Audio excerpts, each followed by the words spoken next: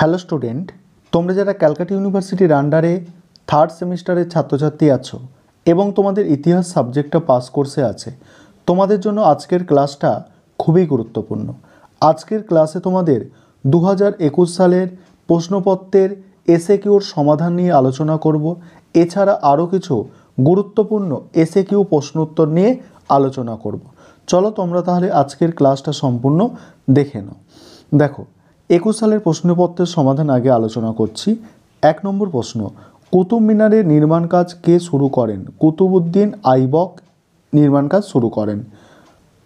পরের প্রশ্ন আছে 2 নম্বর প্রশ্ন, আমির খুসরু কে ছিলেন?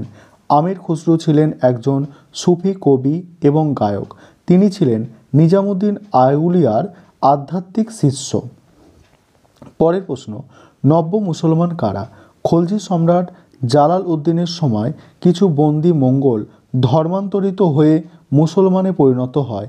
এরা নব্য মুসলমান নামে পরিচিত।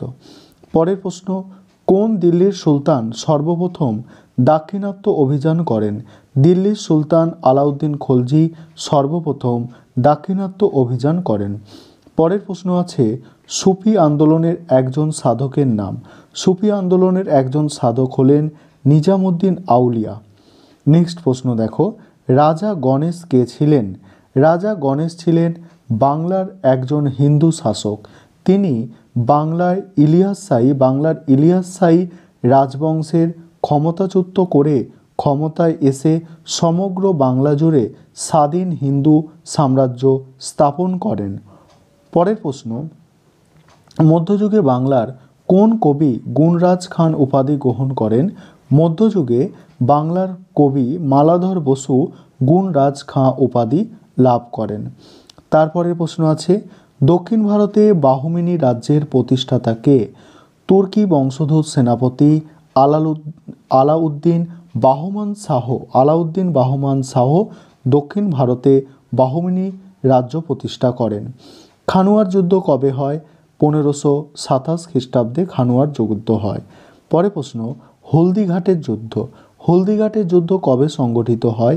1576 খ্রিস্টাব্দে হলদিঘাটের যুদ্ধ সংগঠিত হয়। তারপরে প্রশ্ন কি আছে দেখো, পরের প্রশ্ন আছে, সুলই কুল কি? সুলই কুল কথার অর্থ হলো পরধর্ম সহিষ্ণুতা। মুঘল সম্রাট মহামতি আকবর ধর্মনীতির মূল কথাই ছিল সুলই কুল বা পরধর্ম সহিষ্ণুতা। পরের প্রশ্ন, ফৈজি কে ছিলেন?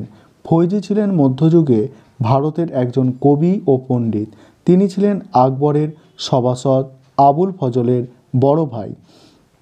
পরের প্রশ্ন দেখো, জাহাঙ্গীরের রাজসভায় আগত একজন বিদেশি পর্যটকের নাম। জাহাঙ্গীরের রাজত্বকালে আগত একজন বিদেশি পর্যটক হলেন 1608 খ্রিস্টাব্দে আগত ক্যাপ্টেন হকিন্স। পরের প্রশ্ন, ঔরঙ্গজেবের পরের প্রশ্ন কি আছে দেখো, ঔরঙ্গজেবের অধিকৃত দাক্ষিণাত্যের একটি শিয়া রাজ্যের নাম উল্লেখ করো। ঔরঙ্গজেবের অধিকৃত দাক্ষিণাত্যের একটি শিয়া রাজ্য হল বিজাপুর। পরের প্রশ্ন, শিবাজির অভিষেক কবে হয়েছিল? 1674 খ্রিস্টাব্দে রায়গড় দুর্গে মারাঠা নেতা শিবাজির অভিষেক হয়েছিল।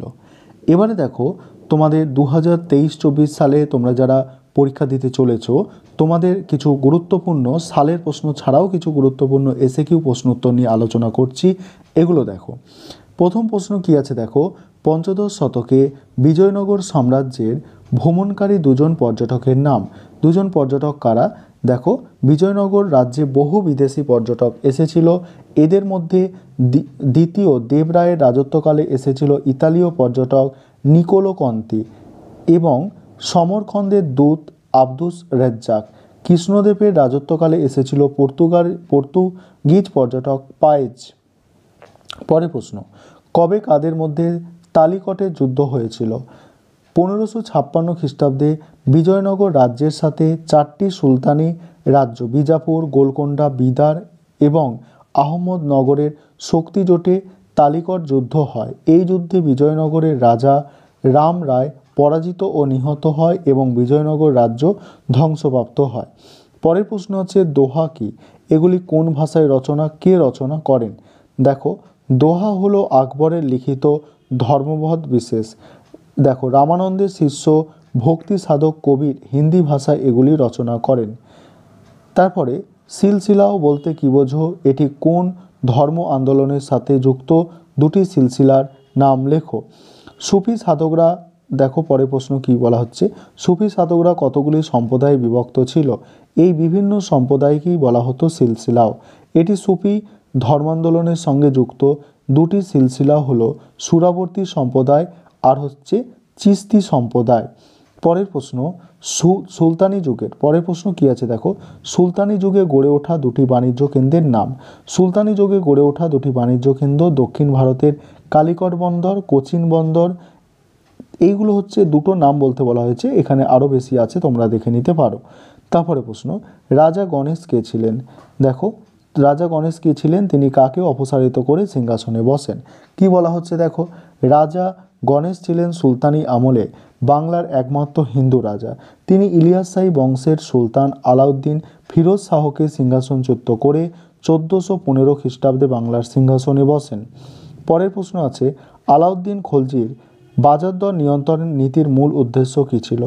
আলাউদ্দিন অল্প আয়ে বিশাল সেনাবাহিনীর জীবনযাপনের অসুবিধা না হয় সেই জন্য তিনি বাজারের নিত্য প্রয়োজনীয় জিনিসের দাম বেঁধে দেন। এছাড়া মুদ্রাস্ফীতি রোধ ও ব্যবসায়ীদের ফটকা কারবার বন্ধের জন্য বাজার দর নিয়ন্ত্রণ করেন। পরের প্রশ্ন আছে, কোন মুসলিম শাসক প্রথম দাক্ষিণাত্য জয় করেন, তার সেনাপতির নাম কি? সুলতান আলাউদ্দিন খলজি প্রথম দাক্ষিণাত্য জয় করেন, তার সেনাপতির নাম হচ্ছে মালিক কাফুর। যে কোনো দুজন সুফি সাধকের নাম, খাজা নিজামুদ্দিন আউলিয়া আর হচ্ছে খাজা মঈনুদ্দিন চিশতি। পরের প্রশ্ন দেখো, পরের প্রশ্ন কি আছে, ইকতা ব্যবস্থা বলতে কি বোঝো? ভারতে ইকতা ব্যবস্থার প্রবর্তককে?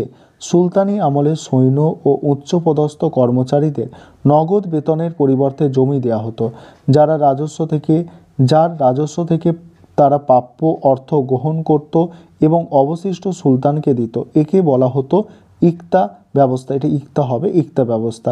সুলতান ইলতুৎমিশ ভারতে ইকতা ব্যবস্থা প্রবর্তন করেন। পরের প্রশ্ন, ভক্তি আন্দোলনের 4 জন প্রবক্তার নাম। বাঙালি শ্রী চৈতন্যদেব, পাঞ্জাবের গুরু নানক, রামানন্দ আর হচ্ছে বাংলার, এটা বাঙালি নয়, বাংলার শ্রী চৈতন্যদেব, পাঞ্জাবের গুরু নানক, রামানন্দ আর কবির। তারপরে প্রশ্ন, মোহাম্মদ বিন তুগলকের আমলে রাজধানী পরিবর্তনের দুটি কারণ। 1 নম্বর, উত্তর পশ্চিম সীমান্ত পথে আগত মঙ্গল আক্রমণের হাত থেকে রাজধানীকে নিরাপদ রাখার জন্য তিনি 1327 খ্রিস্টাব্দে দিল্লি থেকে দেবগিরিতে রাজধানী স্থানান্তর করেন। আরেকটা হচ্ছে, দেবগিরিতে ভারতের মধ্যস্থলে অবস্থিত হওয়ায় উত্তর ও দক্ষিণের রাজ্যগুলিকে ভালোভাবে শাসন করা যেত। পরের প্রশ্ন, রাজিয়া কে ছিলেন, তিনি কেন নিহত হয়েছিলেন? দেখো রাজিয়া ছিলেন দিল্লির সুলতান ইলতুৎমিশের কন্যা।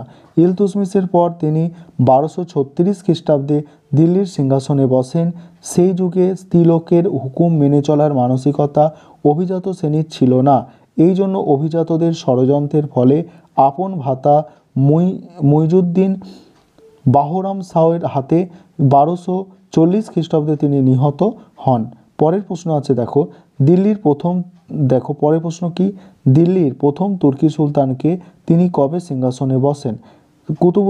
কুতুবউদ্দিন আইবক হচ্ছেন তুর্কি সুলতান, 1206 খ্রিস্টাব্দে তিনি সিংহাসনে বসেন। আর পরের প্রশ্ন কি আছে দেখো, সুলতানি আমলে বাংলায় কোন কবি গুণরাজ খাঁ উপাধি লাভ করে, তার রচিত কাব্যের নাম? সুলতানি আমলে গুণরাজ খাঁ উপাধি লাভ করেছিল কে দেখো, মালাধর বসু। আর গৌড়ের সুলতান রুকুদ্দিন বাহমন শাহ তাকে এই উপাধি ভূষণ করেন, আর তার রচিত কাব্যের নাম হচ্ছে শ্রীকৃষ্ণ বিজয়। এই ছিল তোমাদের আজকের ক্লাস। আজকে তোমাদের গুরুত্বপূর্ণ কিছু এসএকিউ আলোচনা করলাম এবং তোমাদের 2021 সালের যে প্রশ্নপত্র তার সমাধান করে দিয়েছি।